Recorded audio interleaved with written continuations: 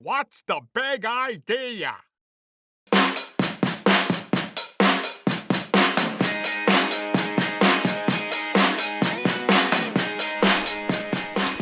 All right. Recording? We are recording. We are episode number 47? 47? Late night edition. Late night, yeah. It doesn't matter to them, but Yeah. but to us it's late night. We're recording this late at night, so if we're sleepy or sluggish, that's Stop it. we'll stop it. Just wake up. Yeah. Wake up. Go to bed.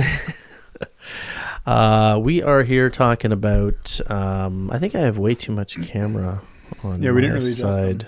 That one. This yeah, one's good. that one's pretty good. Oh, you mean... Yours is pretty good. Maybe that one should go a little more your way. Okay. Like the main one, the 3. Eric's our tech person, so Eric's going to adjust the camera for people watching on YouTube. You're going to see real time. Yeah, I think that looks good. Maybe. I don't know. Let me see. I didn't have time to get my protractor out. A little bit more? Wait. Yeah, a little more. Like. Yeah, a little bit more. It's quite a bit. Anyway, so today we're going to talk about, the topic is, that's got to be good. Yep. Today's topic, we're actually asking the question and sort of answering the question, can you teach someone to compete? Can you teach compete? Or someone how compete. Teach someone how to compete more. Because I think a lot of parents see players, their kids, a lot of coaches see young players who don't pursue the ball, they're not aggressive, they don't have the fire. And the question, I think the age-old question is that genetic? Is that hardwired? Can you teach it? If so, how? Or if not, why not? Right. So before we get into that, though, Eric, you just had you played a big beach tournament in Vancouver, Vancouver, British Columbia, Canada. Kitsilano Beach. Yeah. You want to talk a little bit about how to go? How'd you fare? How did you? It's an awesome tournament. We fared not well. We got knocked out in the first round of qualifying. Okay. It's our first year. So you played 2 matches? We played. We were in a pool of 4. Played 3 matches. Oh, 3. Okay. Top 2 teams in that pool move on to the 2 more rounds of knockout. And so we didn't even make it out of our pool. It's pretty tough. It's like you play 1 set to 21, no technical timeout. Yeah, really good. So you couldn't do the best 2 out of 3 for time reasons. Yeah, exactly. Because they had an AM wave and a PM wave. There's just so many teams. So and even then there was it 64 teams in qualifier? 60 teams. So there's 60. So there's a few pools of 3. Okay. They got to play 2 matches to best 2 out of 3. Okay. Yeah, but there was only 4 pools that had a pool of 3. Right. So really tough, but it was our first year playing it. It's like, because we're in a way like weekend warriors, it's like we haven't really even played a full season together. In terms of the other teams that we're competing with, right? Like who are practicing 4 or 5 times a week and then competing on weekends. But it was frustrating because we definitely played to like our lower level, which sucked, and we never got to kind of build our own momentum and play our game. Because each game started with like a 3-point deficit. Like our first match, we gave up 3 points with hubby wife spin serves, right? So and it's just just getting used to that server and then kind of clawed back into it. And you're overwhelmed too, like the setting, the environment. You guys had a lot of travel, a huge amount of travel. Yeah, so the cool thing is, I think that you, like we talked about a bit, like. You're getting practice in that moment. Yeah. Like that you're practicing, not just the playing, it's the atmosphere. Feeling. Yeah, the atmosphere to be in that has got to be, and that's the learning, right? Yeah, that was the biggest takeaway from it for sure, was that feeling. And it's definitely getting better because it's helping us to be able to kind of snap to reset more, right? And I think like other tournaments that previously might have felt big will not feel big. They won't now. Right. Yeah. So that's the cool thing. That's the growth that people forget. Like even if they come away from a losing weekend and they go, we didn't win a game, but there's something there that they're missing. And it's so cool when people do that, because that's what makes you better, right? Like if you don't recognize the improvement in a losing situation, then that'll take your self-esteem down. But if you start to pull out the positives, and not just hokey stuff like fake stuff, but real stuff, if you start seeing positives, like through the experience, the reps, the whatever, that's how you actually build your self-esteem up and get better from these things, right? Whereas people, it's how you frame it, right? How you and not just frame it, but recognize the growth from something like that. Right.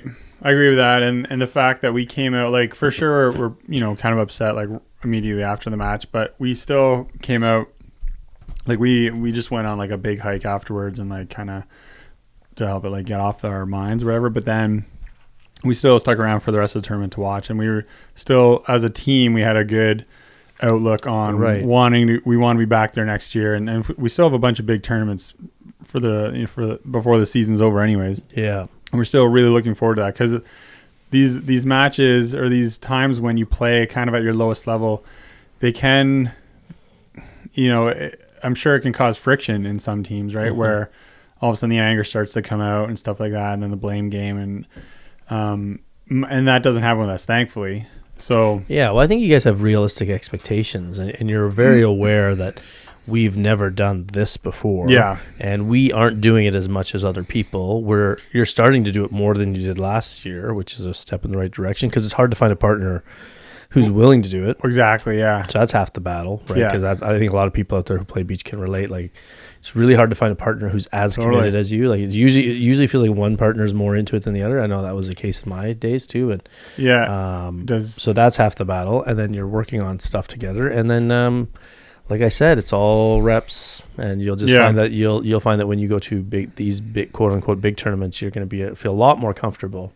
Yeah, I think so. And that's the big thing. Like, people bail, right? Like, people bail on these things because they're like, oh, we lost, or oh, we're not doing well, and like the biggest part of the battle is to just keep going.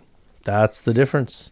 The ones that just keep going, you know. And of course, there's a time where you gotta hang it up, but it really should depend on if you're not having fun, right? You know, if you're having fun, keep going. Yeah, even if you're quote unquote too old, or right? Whatever. I think maybe and I think this will tie into the topic for today of competition, but maybe after a certain amount of seasons, if because I think fun is innately tied into that sense of competing, and if you don't feel like you're competing, or if you don't feel like you're making any progress, fun will likely disconnect from that, right? Like 100%. You know, if you're just kind of stepping back. So yeah, it's one of the reasons I think why high level athletes quit playing a sport before low level, like, you know, people who are just literally having fun, right? Versus a high level athlete can't have fun because they're like, I was sort of there earlier this summer. I remember I was telling you, I was like, coming back from my now well-known Achilles injury that's all over the internet. No, I was ready to like sort of getting a little down and like thinking, I don't want to play anymore because I'm not at the level. I was frustrated. The first day I came back to play, it was a hurricane too, so I was like couldn't even try it out, and I was pissed off. But then I started training a bit more, and then I started having a little better results. And I was like, okay, I can still do it and feel good. And so it, definitely competition is, if you're a high level athlete, competing is the fun. And if you're not a high level athlete, then you can just have fun forever. Like I remember looking around going, how come, they play forever and I don't want to play anymore? Like, why am I not liking the game? Right. But it's just because of if you're not doing it at the level you're used to, it's very frustrating. Yep. Mm-hmm. So that's, you're seeing me kind of claw out of that right now, and hopefully overcoming that. And I think I will, just because the interest is definitely growing. But I draw inspiration from, being at that event just in general. Like, it that was kind of a big thing, because I'm so happy that like I'm a bit of like a hermit, like introverted person, right? So not only was the volleyball a great experience, but we were out there in BC for a week, and like I've never been out there, and like so, we were golfing, hiking, doing all this sort of stuff, and then we're just meeting a whole bunch of people of a community that I love, which is volleyball. Like the whole weekend I was just meeting a whole bunch of cool people. Yeah. And speaking of like older people, well, he's not that old, but someone who's having fun, who's still like phenomenal athlete, was like Martin Reeder, right? There were 7 former and current Olympians at this tournament, and so Martin Reeder was one of them. Yeah. And he's paired up with someone he knows from the Australian indoor national team, Curtis Stockton. anyways, Reeder was blocking, and then Stockton was defending. But these guys were one of the two most fun teams to watch all weekend because they were just like getting into the crowd, and like just having fun on the court and like making big plays. And when they made big plays, they were like really getting in the crowd. And the crowd absolutely loved him, right? So like, and how can you know? Reeder's like wearing the headband. And he's like, he's always been a showman. Yeah, he's all energy guy and big energy for sure. And then and it's a skyball tournament, right? So they love the moment where the crowd is like, because everyone's like cheering for the skyball at game point, right? And they feed off that kind of energy. That's cool. Yeah.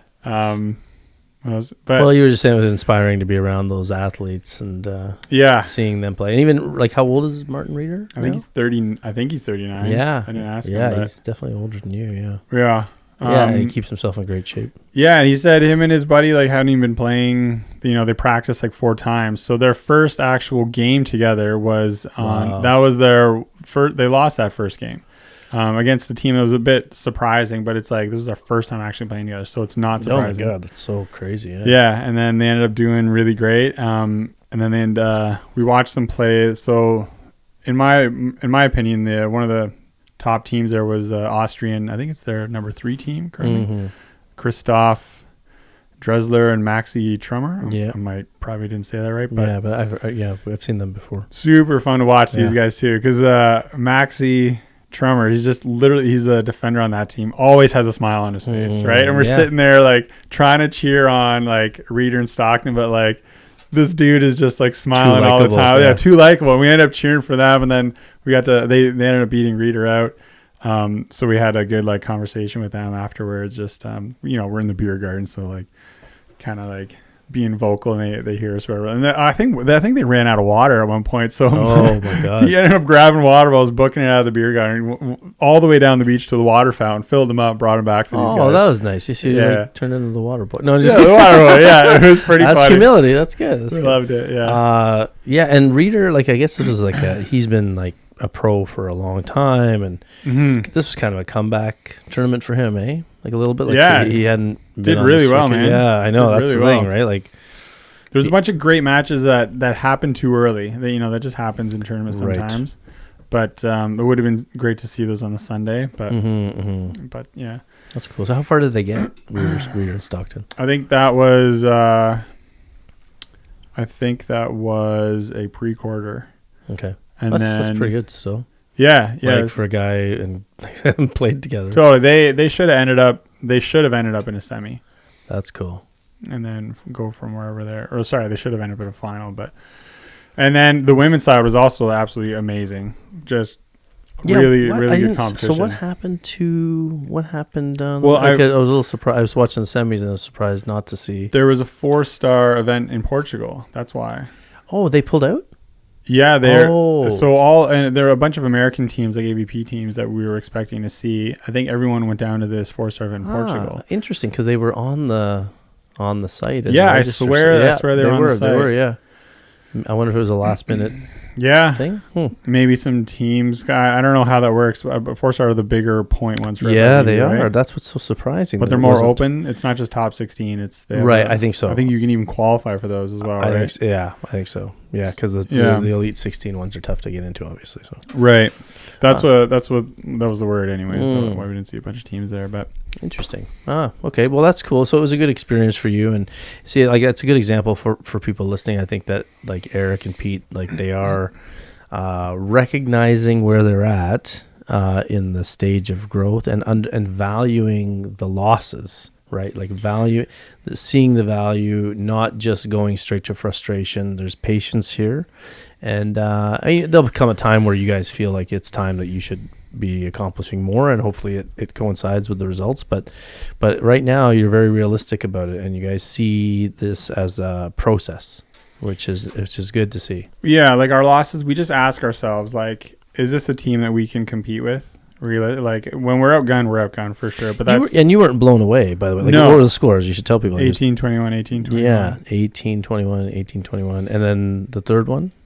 That one we won. Oh, you did win one. We won. Oh, that's cool. Yeah, that's they cool. were 16, so I hope it doesn't.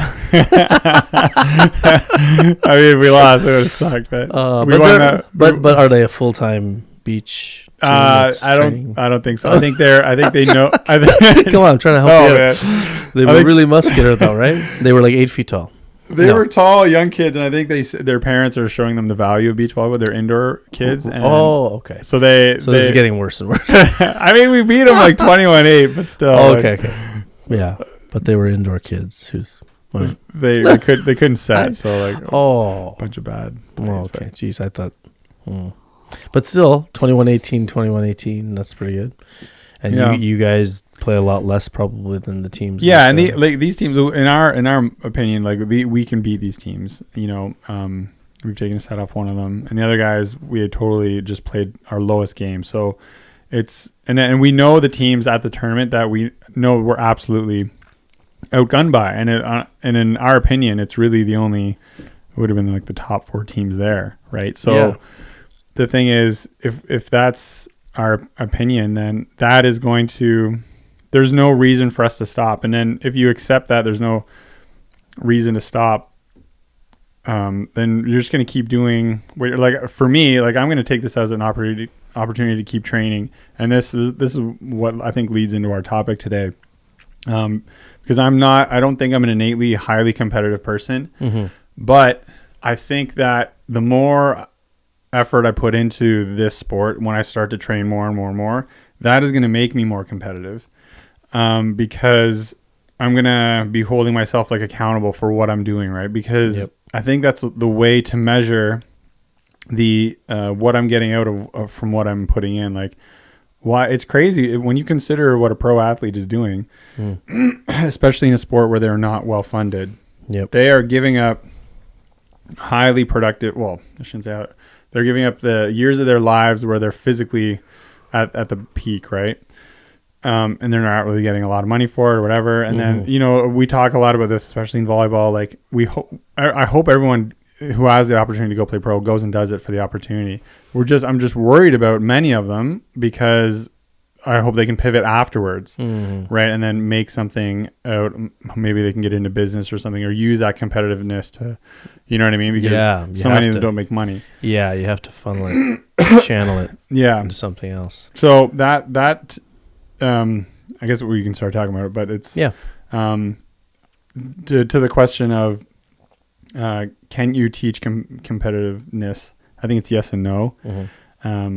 You know, like the genetic thing, some people are absolutely just innately much more competitive than others, right? And I'm actually going to use that as a self-experiment on myself. Like right now, I'm hoping to become more and more competitive. And I think it's already working in some degree, right? And it's the more confidence I build, the more training I put into it, the better I feel. And then the more fun it's going to be, because if I'm training to get better at whatever, jumping higher, and then all of a sudden that's paying off, I'm seeing the court more, that's going to give me more confidence. I can just put the ball where I want it.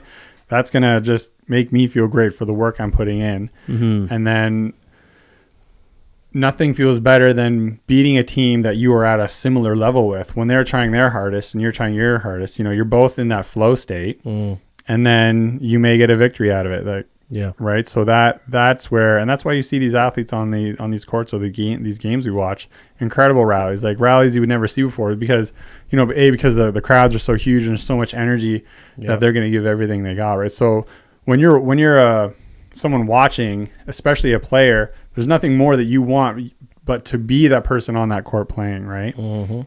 You're jealous of them in that regard. So, and then there's huge respect for it. No, I like what you said about it's interesting, the connection between like what you put in and what you expect out of it. It's like, so when you were talking about training more, I think that there's something there where I very often see athletes who don't put in enough effort expecting results that they don't deserve, and they think they're competitive because they get angry when they lose. Versus someone who puts in a lot of work, and then I think the competitiveness kicks in, or the desire to compete, because you are putting in all this time. So now you expect some results, and you're like, okay, it's not happening, and that can bring some fire to your game a little bit. Like, oh, I deserve to be doing better than I am now. At least if you, I mean, and we don't know if how much of that is genetic, right? Because some people might spend all these hours in the gym and say, man, I'm still not good. I don't deserve to be here. But I think there's a higher chance that if you are doing X, Y, Z or X, Y, Z somewhere, then you are, it can rightfully so, raise your expectations on the court. Yeah. It can bring a little bit of fire. I think, is that sort of what you were getting at there a little bit? Yeah. Well, and I'm starting to think, I don't know what comes before, like maybe the genetic component determines whether we are hardworking type people or whether we're more. Because even fight or flight, right? Like, are we going to fight this challenge, or are we going to shrink from it? Or maybe I wouldn't, like, because even back in my younger club days, like I would always go to practice and stuff like that, and I think I worked hard, but I was just like laughing on the court most of the time. But but sometimes that's the key. Like, sometimes that's a vital thing for success is playing relaxed. Yeah, like we talked about this in earlier episodes. Where like some of our best years when I was a kid, or like even in varsity days, were the matches where I wasn't gripping so tight. And, we were joking around. That makes you looser, swing better, pass better versus when you're uptight. So, I mean, sometimes the looseness or loose play can be more competitive or like reap better results too. Yeah. Should we say so maybe we should define what do we mean when we're talking about compete? Like when you think about a player who competes, what would you define that as? I would say it's someone who, like, they're very much there for a purpose, and they almost maybe like confidence is kind of connected with it, because I don't think anyone who has low self-esteem, I don't think you see that competitive nature in them, and I guess we're still trying to define it. So someone who's like really putting away balls or going for like risky shots or I'd say shows like they can show a lot of energy on the court, or not necessarily verbally, but like in a determined way. You'll know when you're playing with someone who's very competitive, right, or against someone who's very competitive, because they're aware of the energy on the court, and they will push. Just like in any sport, you want to push your game onto the opponents, right? So when you're playing against someone or with someone that has that energy, you need to meet it.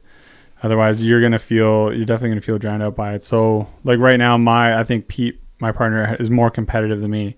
And so I feel it's on me to meet that. And then when I do, that's when we both are at this level where the game is like so much fun. And what is it that you would say is making Pete, or why would you say Pete's more competitive than you, I guess is I think part of it would be genetic, I would think. He's just a very energetic, extroverted type of person. He's always wanted to do stuff, and he's a gifted athlete all around, like in many things, many different sports. Yeah, he loves to play games out of anything. He loves to put put money down on stuff, or just make not even money, but like small bets or dares or whatever. Yeah.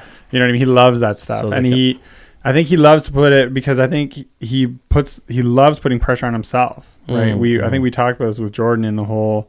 Or even with trash talk, right? Yeah. Like I think for sure I'm afraid of it, because I'm afraid to like go at someone, because now I know I'm putting myself on the line. And it's funny because I just started to realize this, and I think I may actually mess around with it. It's going to be so funny seeing someone I'm going to like politely trash talk someone, but it's only in a way to like put pressure on myself. But you're going to do it? Maybe, because before I always thought it was just being a rude person, but like... Yeah. And I think there still is like an element, but you don't have to be rude to do trash. You can just say here's the thing. Here's the problem with what you're thinking about doing. I'm not like you're gonna get beat up. And I know. No, what it is so the reason why it won't work is because if it's not in your nature, then you're only reinforcing that your nature is wrong, right? And thereby hurting your self-esteem.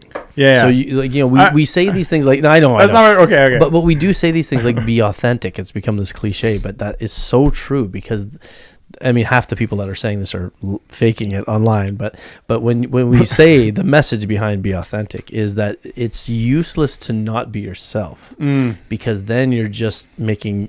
You're ruining your self-esteem. You're inside. You can't fool your inner self.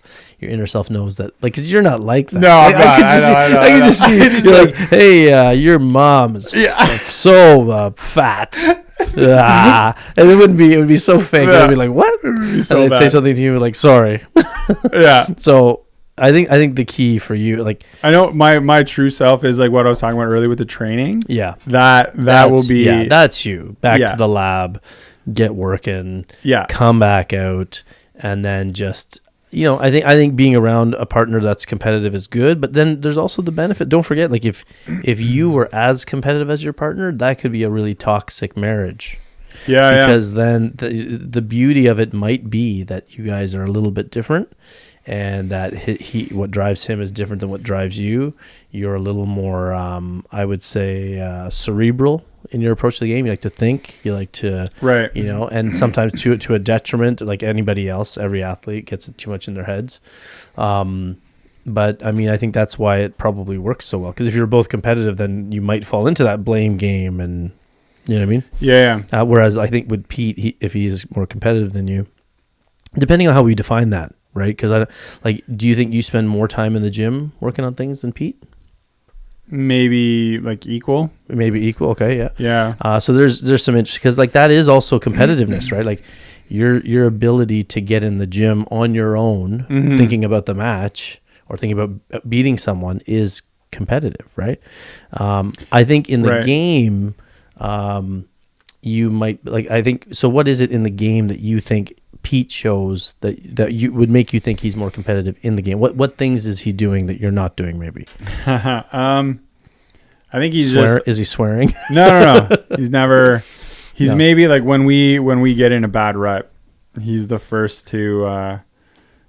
Well, maybe like he's more just outward, and I'm much more inward. Like he's much more the extroversion introversion is very obvious on the Okay. court, right? So he'll start talking more like, Yeah. let's go. He's he'll be more say like, what are we doing here? Like, Yep. and then and I'm thinking it already in my head. I'm like, literally, Yeah. like we just did warm up for 20 minutes, and here we are looking wobbly on the court, like not confident. Does that help you when he says things? It doesn't. It's neutral. I think it.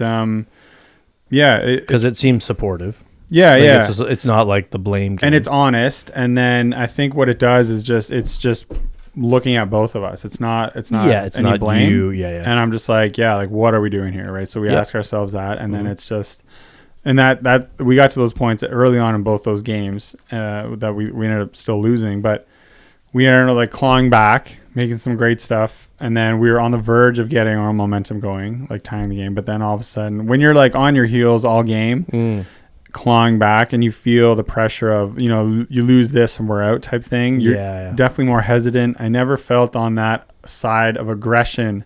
I definitely was always erring on the side of hesitancy, right? Right, yeah, which is so common. Yeah. Does Pete perform better in clutch than you, do you find? I think maybe. I think he may be in I think he might be the clutch person a little more often than myself, but that's also, you're also humble to a fault, so I don't know. and you don't see it in yourself. Because then, like when I am on that side of aggression, then it can also happen that way, right? Yeah. So yeah, it's hard to say. It's interesting, like a sport where there's two people. well, that's what I'm trying to get at here is like, is your assessment of competition, like, are you defining it properly? Because I think a lot of people listening, Right. sometimes, like, here's what I hear when you ask someone, are you competitive? You ask them, and they're like, oh yeah, I get. What they mean is they hate losing. But Right. that's not necessarily competitive. That just means that they can't handle losing.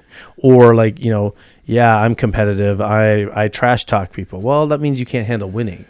I don't think. You know what I mean? I think competitiveness is not just what you're doing on the court, but it's also like what you're doing, like the hard work, the training and stuff, and then like being I don't know, a student of the game in some ways. Yeah. If you're so even sometimes like we just Pete and I will send each other clips of like teams that like highlights we love to watch or whatever. Right. And then we're talking about things that we love that they're doing, or like this play and how we thought it like went down, or so we're just also like students of it and big fans of the sport as well. I don't think it's just on the court, because to be competitive means you want to do better, and you want to be in a place where you are fighting for something.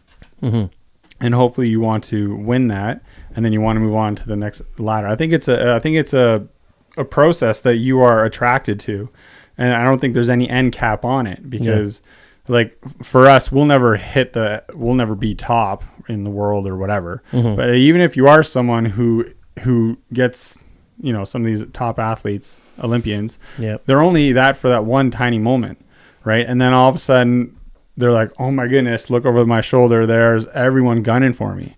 Right. So I think, to me, to be competitive is someone who is an addict to that process of improvement, or right. I don't know.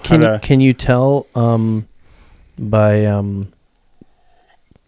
by watching someone if they're competitive, or do you have to be aware of their process?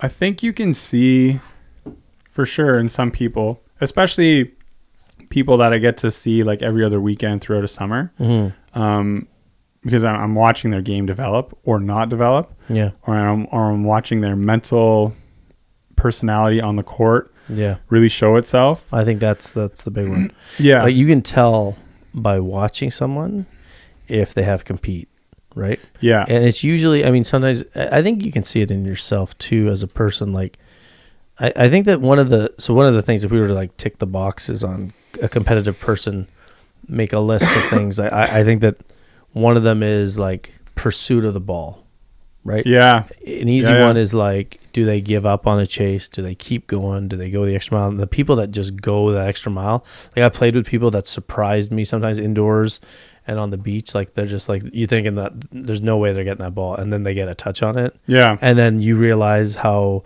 you gave up on competing because they touched the ball, and you're like, oh man, I should have went. You know what I mean?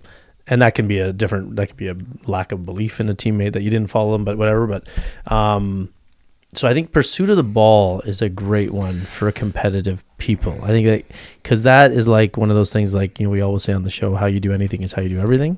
And if that's almost like a window into their mind, right? It's an easy one, because there are those players that don't go, and then, you know, or they give up on something. That's got to be one of the best, especially in volleyball.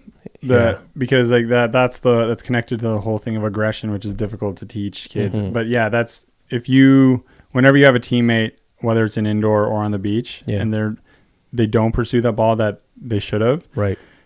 You felt that. It's just like, it's awful. It's like, and it makes you think less of them. As a person, or even, you know, if I see it in myself, I'm like, what the hell, right? Like, come on. So compete is good, and then chasing ball pursuit is really good, and I think also when they do it, like when I think about it, there are players that will chase the ball down, go after it hard and aggressively, but there's players that will only do that when it's close, or when things are going well for their team. I think that's the next level, where it doesn't matter the score. And then that athlete, like, you know, if it's like, you know, 10 points down, 10 points up, and they're still going after it, that's a next level of competitiveness. Because what I think now is you're talking about someone who may be externally validated, you know, like the score matters, I'm going to really try.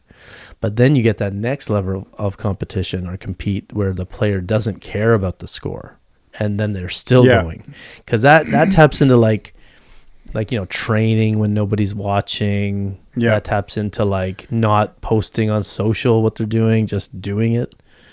You know what I mean? Because the surrounding circumstances don't matter.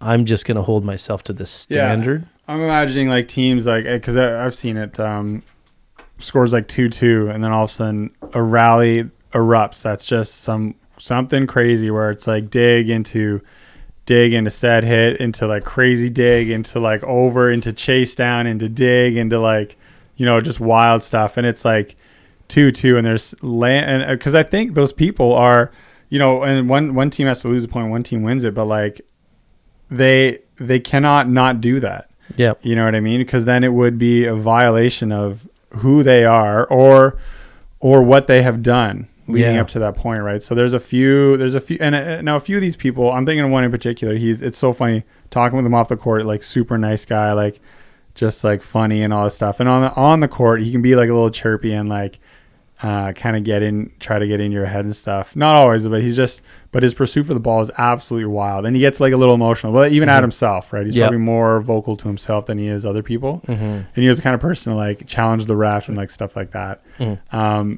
But like, it's the energy, right? Like, they got to keep the energy up, dude. And it is, I love watching it. And it's probably like intimidating to play. And, because you know that like no matter where you put this ball, like they are going to be chasing it down.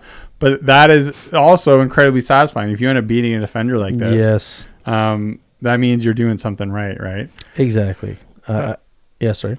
I'm just trying to think of like what other, because the whole, and I guess the reason why I brought up the vocality is, you know, you can have those players who are just big vocal energy, right? But kind of there's a consequence to that. Like if you're gonna try to feed off being big and vocal, and then you start to get shut down. We all know the emotional players, right? They can go from highs to lows, right? Yeah, and then they can get in their own head. Now the thing is, I mean, if we talk about tennis, there are emotional players and stable players on the tour. Yeah, it's fascinating in tennis. You know, some of the emotional ones are highly competitive.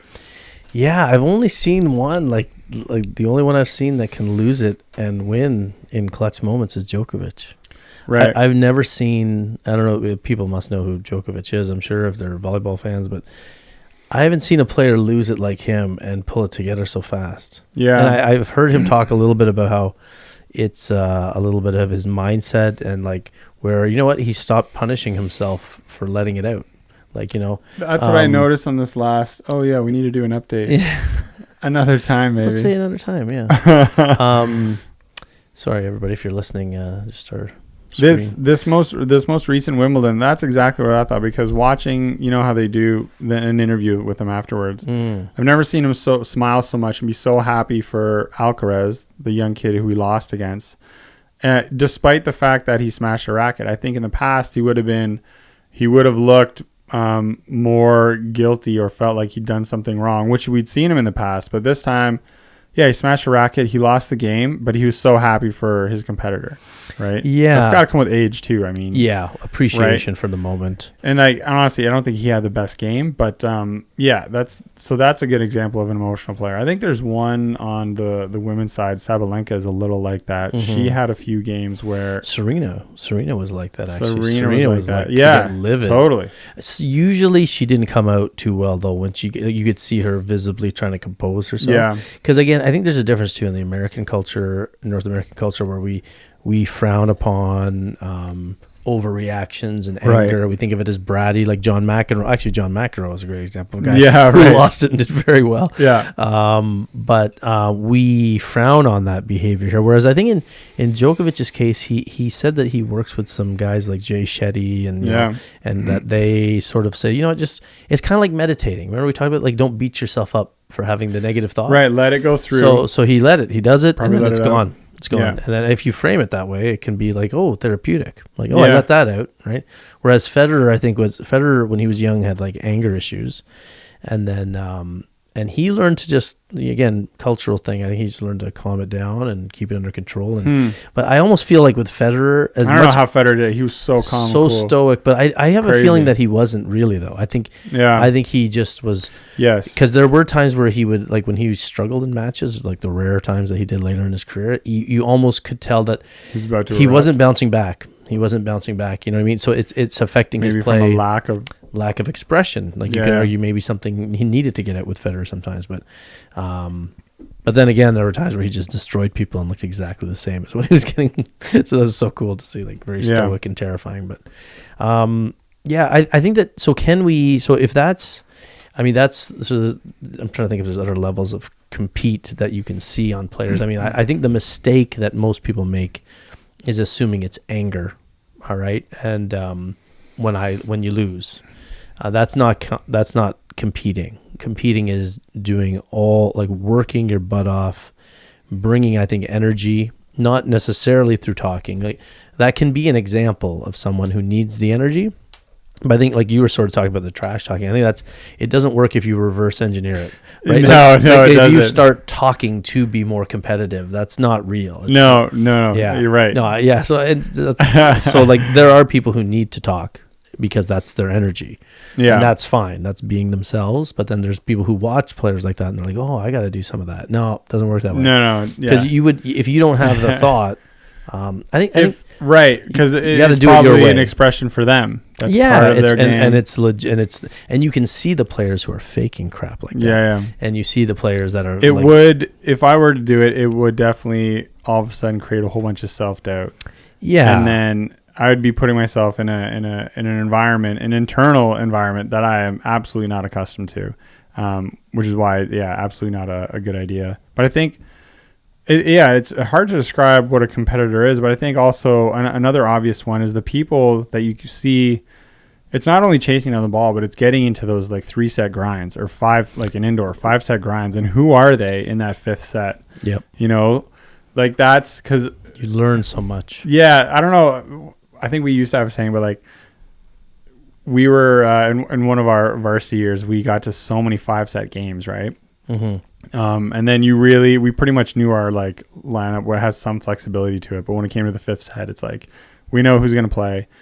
And then the game is just different in the 5th set in a little bit. We just kind of know who's going to be taking over the ball. And who's going to disappear. Yeah, exactly. Or who we need to kind of support with our energy and like verbally. Especially Sorry, I was thinking of opponents. Like, you know, there are some. Yeah. There, you also know, like, okay, we're just going to steamroll them here because they haven't done this enough, or they're weaker.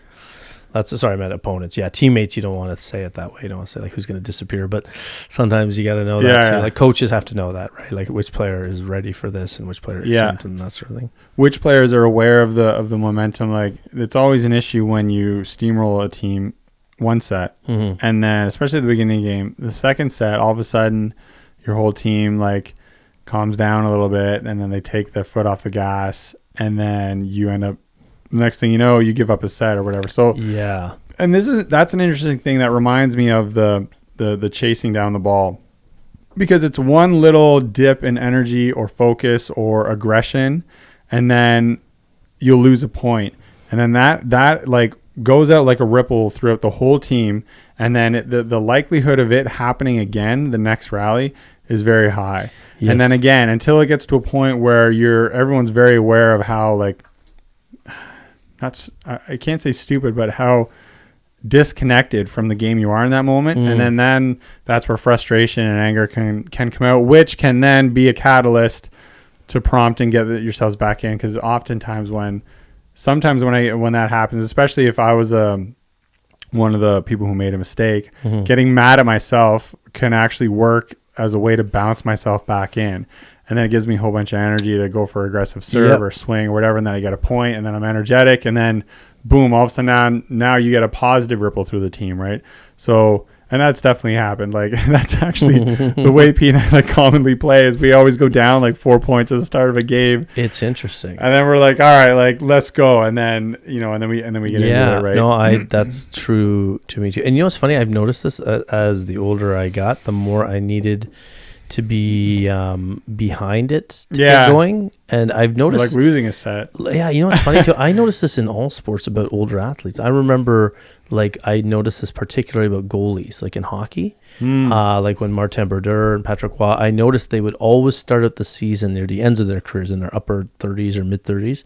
They would be awful for the first 10, and everybody every year for the last 3-4 years of their career were like, are they done, and I'm like, no, because I know this now. Like I felt it too. I was around the same age, and I know that it takes a while for the season for you to get going. You just get your body in gear, and then they would be lights out. Yeah, and because they're just older, right? You just need longer time to heat up. I remember our alumni varsity games. Every year we'd go back, and we're always like a hodgepodge of old guys. I'm always the oldest guy. These are good examples. I'm always the oldest guy there, and like we're always down 2 sets to none to the young guys, and then we steamrolled the last 3 sets. It doesn't matter who's on the team. It's just because the old guys need time, and yes, there's some chemistry stuff, but not really, because we're all physically stronger than them. Yeah, we just need time to get the you bodies need to get going. pissed off a little. Yeah, bit. It's but like, why should I yes. try? Why should I kick in a high gear unless you demand it? It's from up me? against it. Yeah. So Yeah. like sometimes and I think we do this in life, right? We put ourselves like, this is why we procrastinate with school assignments, Right. or people, they need the pressure. I was actually just talking with that with somebody. This is based in pride, whereas I think a lot of people in life act out of fear or necessity, like procrastination. Hopefully, but that's one way to end it. Necessity, which is what you don't want. Yeah, but I think that's I think the idea. The reason why procrastination is so prevalent is I think we're trying to replicate urgency in projects that are artificially urgent. Yeah. Like, schoolwork is not a real need. It's not sitting in nature for us anywhere. So I think what we're trying to do when we procrastinate in our jobs and our school is we're actually putting ourselves in that, okay, now it's a need. Mm-hmm. It's the only thing we can do with these fake needs. So I think that's probably why we keep doing it. And that's why people can't even remember. We talked about this. Right? We talked about this with working out. Remember how, like, why is it that we fall off? Like, why do former athletes get out of shape and then, like, well, if you're not competing, if you're not competing, but then they they might create a thing. People do these marathon things. People, we create urgency or create the need somehow. So maybe procrastination is rooted in that.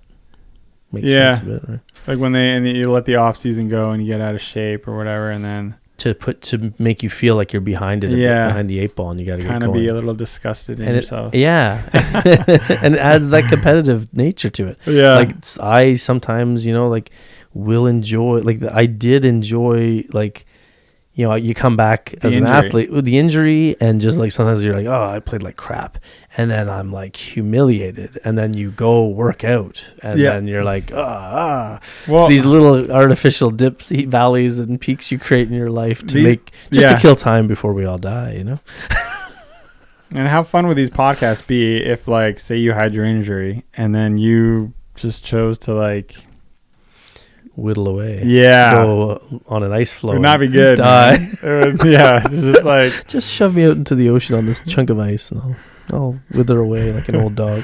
That would affect your whole life, though. It would affect your business. It would affect you. And the funny thing is I can't. It's an alternate reality. That's not an alternate reality. That would never. You would never do that. Like, I don't. Well, I mean, I do consider sometimes. Maybe when you blow out the other Achilles tendon, we'll see. But, like, I do consider eating everything I want, getting a moo-moo, and you think about it, and a scooter, and then I don't know, maybe one day. But you'd be a competitive eater one day once your career's over. I refuse to eat hot dogs in front of people. So can you teach this? This is the $1 million question. This is what the coaches, parents, so, like, my theory on this is that I think yes. Yeah, and I think we go about it the wrong way. I think that I've seen this in our youth programs where we run, where we intentionally try to tell parents not to coach kids, like not to shout out instructions to their kids when they're playing, because the more the instruction the kids get, the more they spend time looking over, like we talked about before, right? And the less tenacious they are going after the ball. When, conversely, if we tell parents to sit back, just let them play, let the kid go play 4-on-4, especially because there's more room and fewer players, right, to impede their progress or create hesitation. What happens is the kids will stop looking at their parents, and then they'll start chasing the ball aggressively, whereas it helps them lose that self-consciousness, right? Especially, and the number one thing is their parents, most people, especially parents who are vocal. Yep. So if parents sit back and let kids, or coaches sit back and let kids have some fun on the court where there's not too many players, like reduce the number of players. Like that's why threes was so perfect, King's Court, indoor practice. It gets kids going, right? You really see compete there when kids are unencumbered by the thoughts and views or thinking about other people. Yeah. It becomes intrinsic, not extrinsic. That's the element of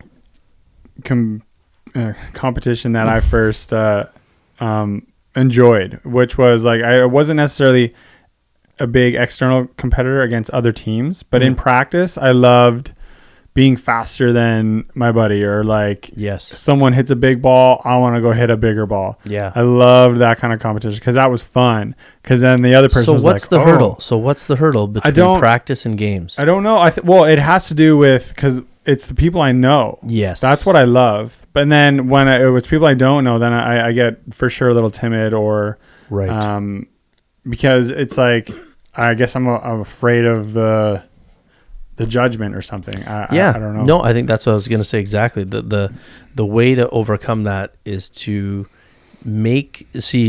so that your level of comfort is totally dependent on what's outside of you, versus what you want to do. And this is why people try to say this to people, like, don't compare yourself with what's out there.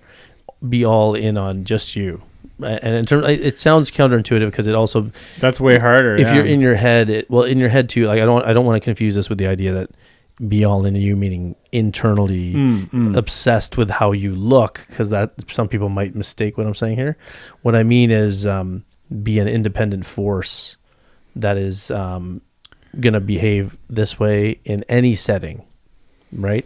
And it's easier said than done, obviously. This is the whole thing of like you want to beat your own goals. You want to compete against yourself. Yes. Yeah. That's it. Yeah. And not care about the setting, not care about who's watching. That for sure. That's the trick. That is the trick. And that's what was sort of at the top of the show when we were talking about the Vancouver Open that you played in. By you guys going into that, it'll diminish. The more and more you do those things, the less significant it becomes. So the less significant than whoever's on the other side of the court. Exactly. And that's why it all comes down to reps, right? So the more you play strangers, Yeah. the more you play in these new unfamiliar places with unfamiliar people, the less significant it seems, because you're just used to it. And that's where reps comes in, and that that's how that works. So so I think one way that you can teach competitiveness or teach young players to compete, one is to actually stop interfering so much, over coaching, whether we're parents or whether we're players, and let them. This is why so many high level coaches talk about enjoying the game at young ages, because those kids will learn to pursue the ball. They'll be unencumbered. They'll feel free, and then they can focus on the ball. Because right now they're focused on not messing up, focused on instruction, focused on what the coach says, focused on what my parents say. Yeah, and that's not what you want. Because I've seen it. I've seen it in real time. I've seen kids where like the parent is sort of instructing, and like you sort of tell them, hey, just we want these leagues for kids to feel free, pursue the ball, and not worry about you. We want them to worry about the ball. Right, or or what they're doing. So then those kids just chase, sure enough, 10, 15 minutes later, they're laughing, and then the hesitation's gone. Yeah, it's almost like I have to wait to see what my parent says. I have to wait to see what my coach says. Because they want their friends to see them chase down a ball and bring it back, and then then laugh at it, or not even think about their friends and just go get the ball. Yeah, because if they're thinking about anybody but themselves and that ball, right? That's sort of what we're talking. If they're not with you too, right? Like in your settings, or if anybody's worried about the audience, you just want to be concerned about you and that ball, not the audience, not the team on the other side of the net, not your partner, not the scoreboard. It's just you and the other side of the net, or sorry, you and the ball. That's your relationship. That's it. Yeah. And then the minute you start thinking about other things, then it's hesitation pops in, mistakes, thoughts, toxic. Oh my God, I look like an idiot. Do I belong here? Right. Those are all, So, and then what we're getting at is the best way to introduce this to our young athletes is in a fun environment. Yes. Right. And then as the competition develops and gets higher and higher, that's what we end up seeing at like these, NCAA games where like crowd is intense and stuff, because start to teach them there to be free of external judgment, play their own game. Yes. Right. Because if you can't do that, you'll never get there. You'll never get there. Yeah.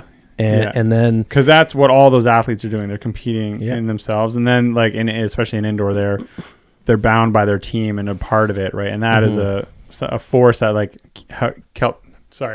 helps keep them stable. Yeah. Right. I would think. Well, and like we just said, like the way to get over nerves and thinking too much is reps.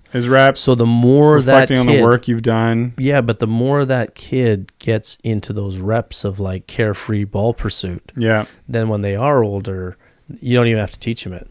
because it's ingrained in them. Because we know early ages, they're not going to hesitate. They'll just go. And early ages is when people learn everything, right? Like the foundational stuff in our young years really matters, and that's why so many coaches tell other coaches, like, listen, you got to make sure they have fun right now, because that fun leads to like the lack of hesitation and the passion, pursuit. Yeah.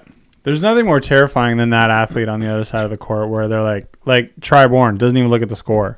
You know that this guy is just going to go at you for 3 or whatever, like 42 points. Or sorry, what's the 21? Yeah. But like, Tri-Born is an AVP star, U.S. national beach team, and Olympian, and doesn't look at the score. Doesn't look at the score, but he actually frequently he says that he goes back to serve, and then his partner's like, "Hey, the game's over, we won," which is so awesome because that means he's like playing. And that it's funny because I was thinking about that. I was just watching tennis on the weekend. Wimbledon was going on, and I was like. In tennis, it's interesting because you kind of have to be aware of the score.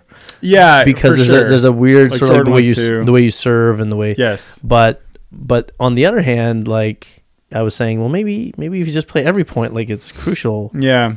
Then maybe early on in the game, because if you just play like every point, it doesn't matter. You may get the break on their serve or something. Yeah. Or well, you definitely have to think about it on your serve, like how much you're going to go for it on a second serve. Which is fascinating in tennis, how so much different it is than volleyball in a lot of ways, and similar in others.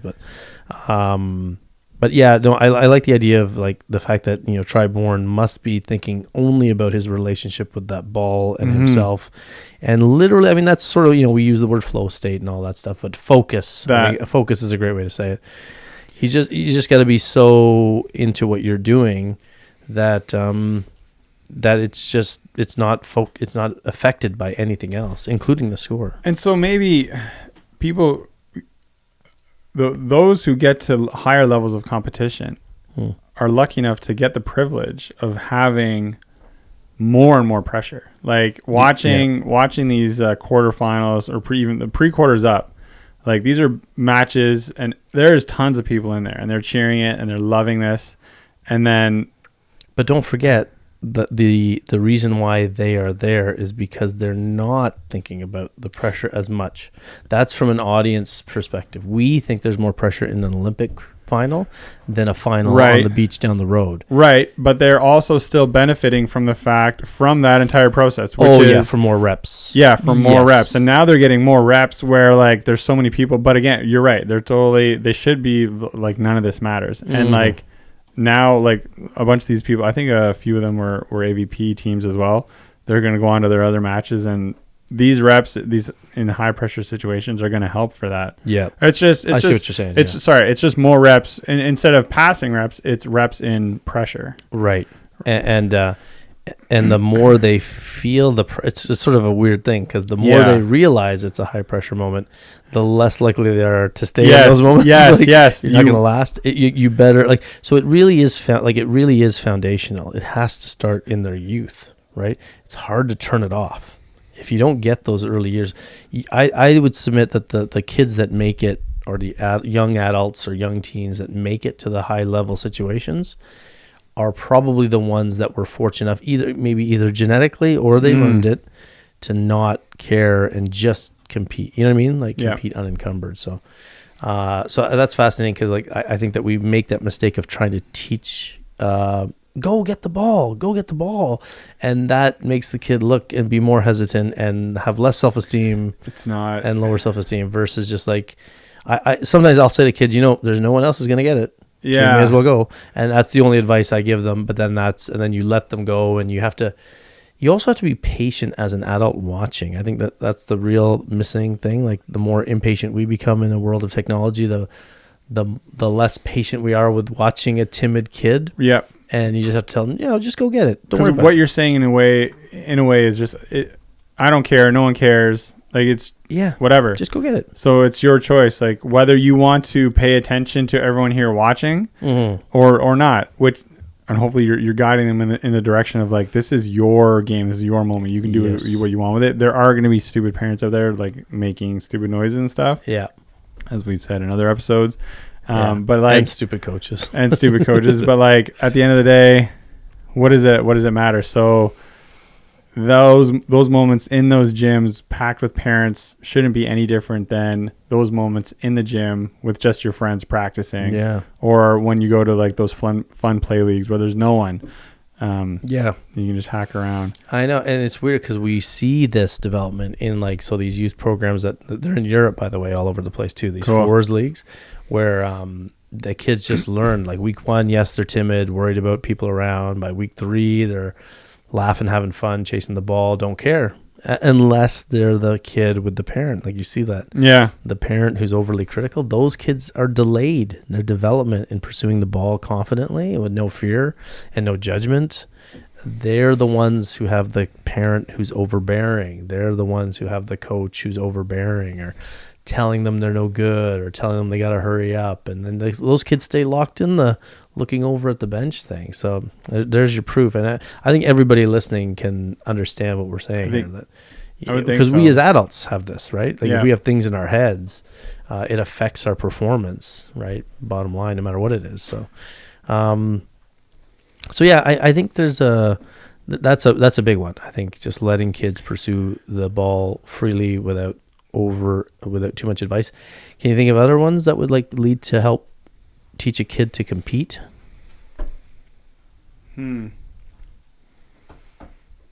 Because I have one. Oh, why don't we end the silence and let you? The other one I think is like the ability. So tied with that, the ability to pursue and chase is the ability to shake off. So like the competitive person, you could argue, they value what's happening, but I think if you care too much about what's happening, then it carries over into the next point.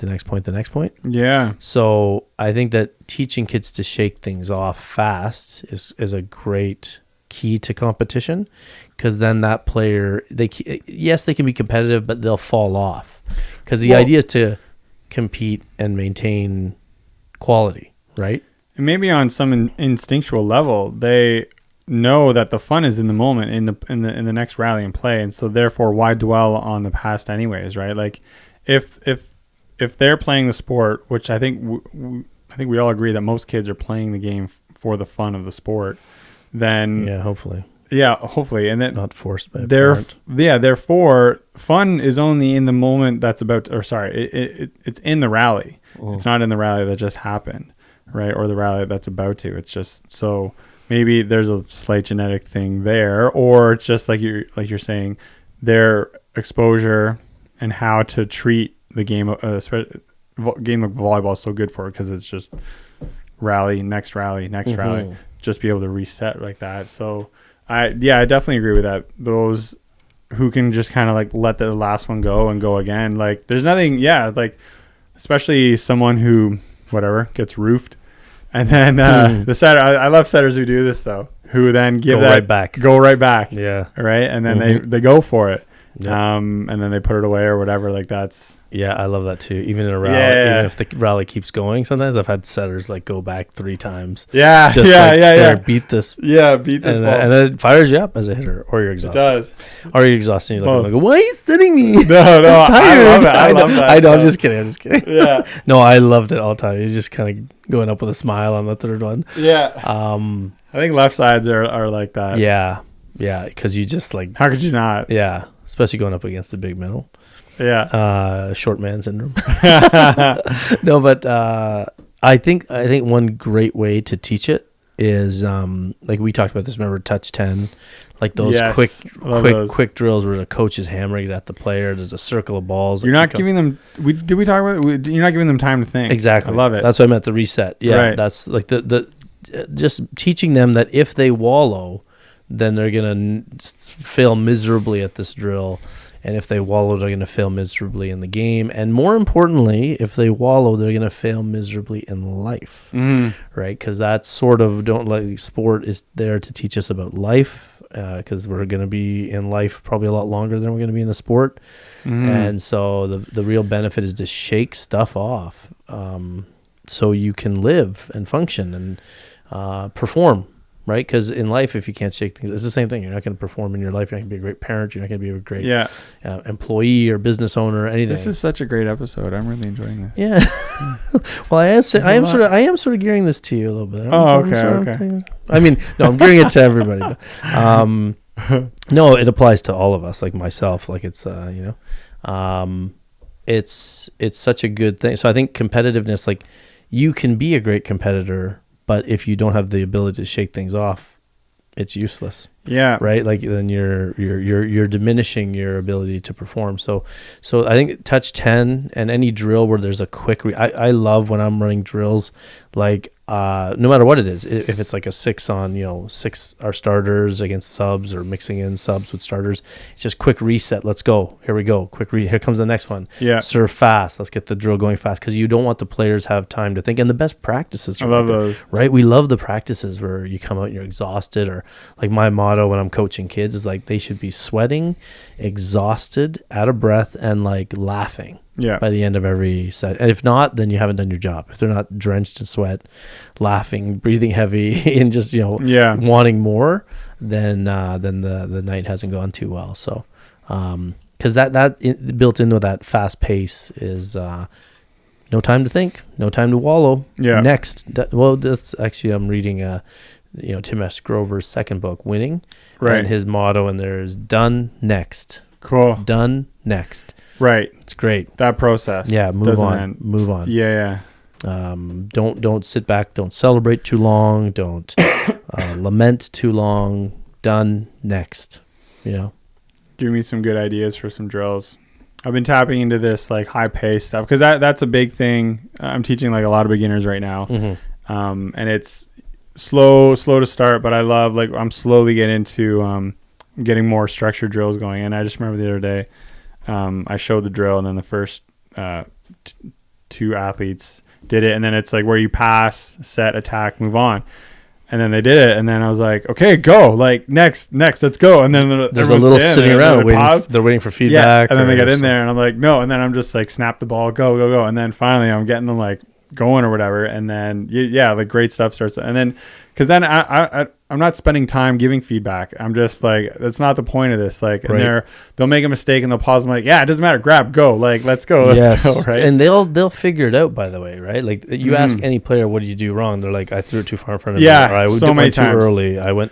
It's so great because it's literally just, them shaking it off and going, It's really interesting because when you think about it, like, whether it's called flow state, focus, whatever, all the best drills are just trying to get you to stop thinking. Right. They're like, you mix in some good thinking things sometimes, like at higher level volleyball, you want to get the players thinking a bit mentally about what they're doing, but not about the result. So this is part of the reason why maybe we see some athletes perform better in practice, because this is a way to, it's not artificially creating a zone. You're getting them in the zone, but you're also using distraction and pace and tempo to not give them their mind's time to then do its thing. Now it's tough when you're in a game, the play happens. There's like an 8-second window before the ref blows the whistle again. And that's 8 seconds of your athletes on the court to then let their mind go wherever, right? Yep. And so this is where we're talking about the internal competitor who is internally motivated, competing against themselves. Yeah. And also maybe the coaches doing the wrong thing where they're way too vocal in those 8 seconds. Yep. Just not letting it. So like, and that is tough. That is awkward, especially for young athletes. You're going to see them on the court. It'll be noticeably awkward for you as a coach, as it is because you're seeing it in them. But let them get used to it. Let them get used to that being there. You're on stage in front of people in a way. It's not public speaking, but it's kind of the same thing. There's a gym full of kids, parents all watching. Yep. And that's probably like nerve-wracking, but then let them chill, play a few tournaments in it, just don't say anything, and they'll get used to it. And then that's it. Yeah, it's letting them go through the reps. Yeah, and letting them and then talking about it, like the difference between being on the court in practice and then in the gym. Like I'm sure that'll help. But and diminish the significance of that moment, like that, and that's where just being in it more is the key. Because in theory, unless you're a parent or coach who just keeps on harping about the same things, the value of anything diminishes the more there are of it. It's like dollar bills, right? If we start giving everybody $1,000 a month, pretty soon $1,000 a month becomes the new zero. Yeah. It diminishes in value. So if you do 1,000 different tournaments and 1,000 different points or whatever you want to talk about, the significance of each point diminishes, and that's sort of the goal. Yeah. Right, to play free and loose. You don't want it to diminish in terms of like the pursuit of winning or whatever, but you want it to diminish. And actually, we talked about at the top, like how often did we as players play better when we were loose? Yeah. Right, you play better when you're loose. Always. 100%. So if you're doing all the necessary prep work and then you go into a game where you're seeing it, remember, like a lot of great coaches talk about the practice with the intensity. And the game feels like practice. You know what I mean? Like your practice is like the games, the intensity there, and then the game should feel like practice. Yeah. That's where you should be loose. That's how you get a competitive player who shakes things off and doesn't overvalue the moment. Because the minute you start thinking about the difference between the games and practice, that's a dangerous thing to get into. Right. So there's one thing there is seeing. I mean, talking about Tim Grover, So Tim Grover was, just so we know, you want to explain who he was? He was Michael Jordan's trainer. Was it before he went on the six ring? Yeah. Six champion? It was season 1, right? Yeah. So not season 1, but like at the time. So he became Jordan's trainer when Jordan had a hard time getting over the Pistons. Right. The Pistons. That's right. And then he didn't win the next championship, but then he kept working with it. And then Yeah, he got Jordan to get mentally, physically to the next level. And then he did this with Kobe. And then Jordan only let him. Jordan's famous line was, "I don't pay you to train me. I pay you not to train anybody else." And then when Jordan retired and he saw Kobe was very similar to him, he told Kobe to contact Tim Grover. He let Kobe have him. Yeah. And then he trained Kobe through his whole career too. So. And you have D Wade. Yeah, Dwayne Wade, bunch of guys. So what I was going to say is he assesses the people he works with. Now this is obviously, like, we're talking the pursuit of the top of the game, right? So if we're talking about ways to create competitiveness in players, like these, I think what we're saying is great, and we'll get you there. But now you do that with someone who is also one of these 1 in a million people, someone like Jordan or Kobe, who can push themselves beyond unimaginable limits. And a lot of these people we see are in the NBA, but not all of them are Jordans or Kobe's, or you know what I mean. These are the rarest. One interesting thing he did say. Sorry, I'm just gonna. It's okay. Jump in. He said that the difference between Jordan and Kobe was that Jordan just knew how to do things, and Kobe had to copy Jordan. Interesting. He said Kobe worked harder than Michael at. Isn't that crazy? Replicating. Jordan just did it, and Jordan kind of taught. I think Jordan taught Tim Grover some things too, and Grover was interesting to Jordan too, but Kobe worked hard to become like Jordan. Yeah. And Jordan was just innately this freak of nature. Yeah. Plus the coaching of Tim Grover helped too. Yeah, absolutely. I think that's why they got along. I think Tim Grover and Jordan were very similar in their approaches to life. And I think that's why when they ended their partnership, Jordan said, "If I ever see you on my block, I'll shoot you." Yes, because he did push Jordan a lot. And that's what Jordan loved. Right? Yes. But sorry. So you were saying? All I want to say is that Tim would do an assessment of the people, because he works with other athletes now as well. He assesses them to see how far he can push them. Yeah. Right. And we even got into the thing of with taller players, he has a theory that they tend to be weaker because they were. So he was talking about players that are over 6'10". This is my theory as well. Yeah, that's true. That he's not able to push them as far mentally. Well, mentally is physical as well. Like, what is physical? It's mental, and when you break, right? Yeah. And his theory is because when they were like in high school or whatever, they were really tall and awkward and lanky, and everyone was staring at them and making them feel uncomfortable. And because of that, which also aligns with our theory of starting this with when they're young to teach them to be free. Yep. Is that they learned they had unfortunate experiences at that young age, and that stuck with them all the way into the NBA. And then he wasn't able to push them as far as athletes who are under like 6'9", stuff like that, right? Yeah. But yeah, my point is that he needed to see what their limit was, and as a coach, like we'll see, you will see varying different, limits in your athletes, and you do want to push them to it, right? Yeah. If I'm thinking, if I was like a coach of a really competitive team, like absolutely, I want to see how far we can go, and not in terms of like physical punishment. We've gone over this. Yes. Like you can talk to your athletes like, hey, the physical aspect of the game is real, and we're gonna do this. We're gonna get strong. We're gonna get fast. We're gonna do all that. But then when you apply it like on the court, when you're trying to get your practices to a higher level of intensity than your games, then you're going to hit your limit. And then once you get a sense of it, then you keep it there. And then some days the players can't go to it and some days they can, right? And it's just being aware of when you can go that far. Mm-hmm. But the idea is, diminish it. Get into it as often as many times as you can. Your games are going to be so much easier. And like, Yep. we talked about this, like comparing my varsity experiences. My coach was not very good at this, and then we had a team that went a perfect season, and then we go into playoffs, and then we crumbled. It's just what's going to happen. It's not surprising at all. Because the myth is that we rise to the level of our competition, but really what we do is we fall to the level of our training. Yeah. So you want to make sure that that level of training stays super high, because that's where you're going to fall to. Yeah. When poop hits the fan or when the challenge comes in. So if your practice level is super low, then when the competition comes in, you're going to fall to that level. You're not going to rise. Everybody says, "Oh, we'll pick up the pace when we meet that monster opponent team." No, you're gonna fall to whatever peak was in your practices, or whatever the bottom was. So keep the bottom nice and high.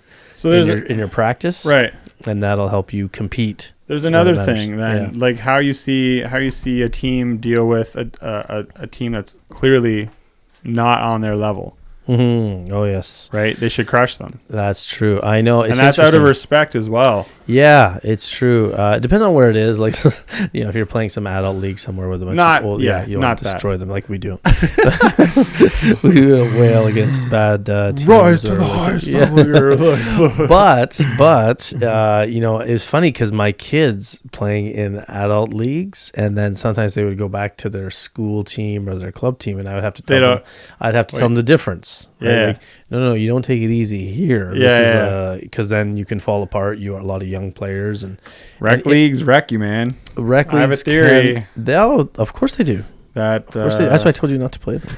Yeah. When you're doing the twos thing, I was like, don't play these leagues because. I've been playing these VOLLEYBALL leagues since I was 26. But especially because it's like, but I mean, to go back and forth between twos and fours. Yeah, I know. It's kind of it's not good. Well, it's too many people, right? Like, crowded. Yeah, I know. It's giving me bad tendencies. I know it is. Well, that's why you got ace down the middle. four spin serves. Like, I thought that we should have a person in the middle here. We're always, probably. Jeez. No. So I think we've touched on some pretty important points. Like, so I think you can teach competition, or at least, you can maximize someone's potential, whatever their ceiling is genetically, because there is definitely a difference. There's people who want things, people who don't want things.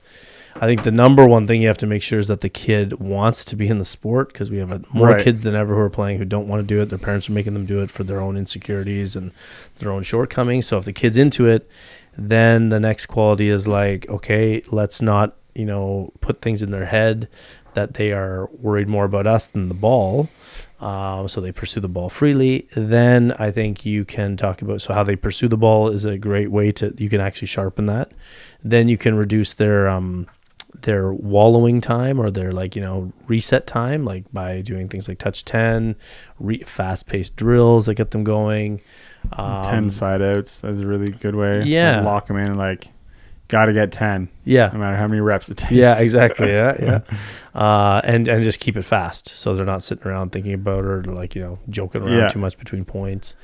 And then the last few things, what did we say about compete? Yeah. Well, sorry, I was starting to try to compile a list. Like the diminishing, that's the big one. Right. More reps. What was the other ones we said? So the reset. how you play against like lower level teams, Right, that was the one at the end. right? Because it interesting. shouldn't matter. It shouldn't matter because that's still based on the external, like we said early on. Yeah. Like if you're too dependent on what's happening in the audience and not focused on your relationship with just the ball, Yeah. performance, regardless of what's happening around, that's a huge one. Ability to shake things off. Yeah. So I think the coaches can help facilitate, parents can help facilitate.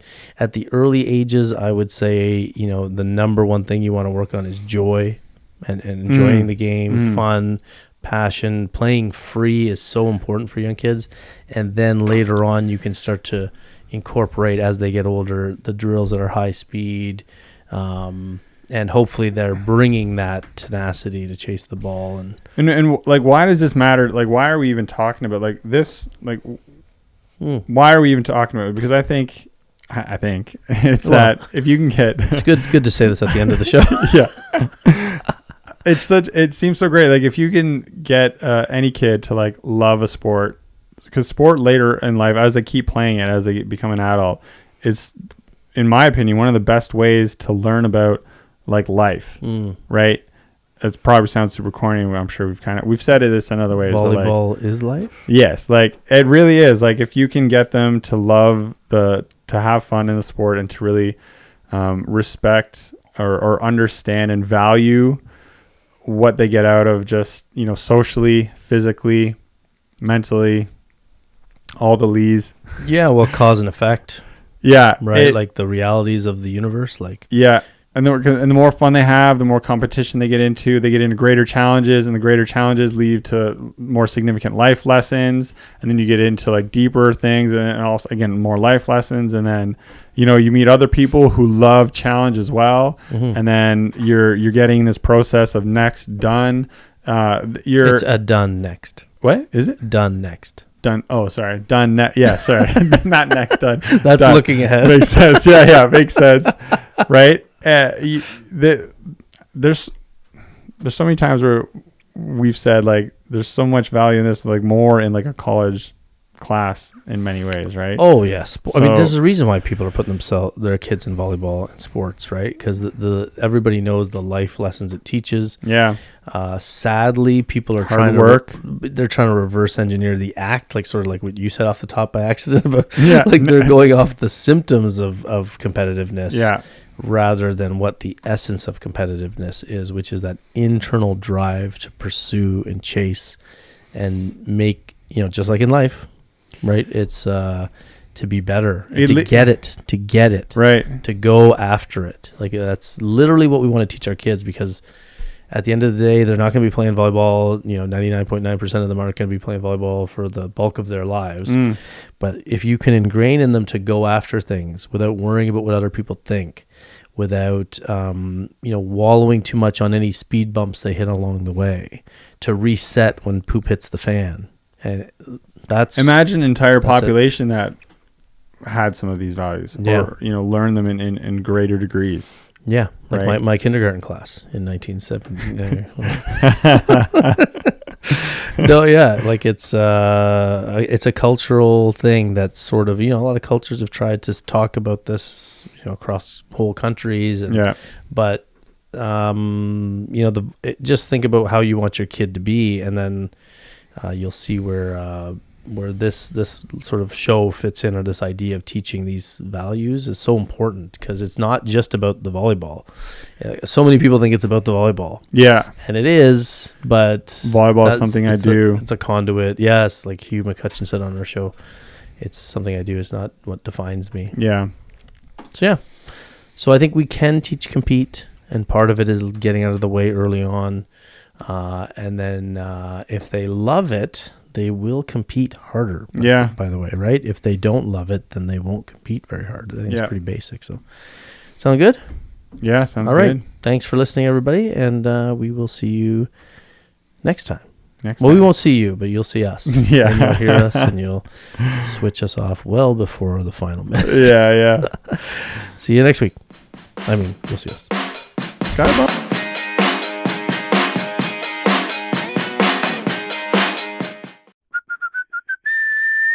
What's the big idea?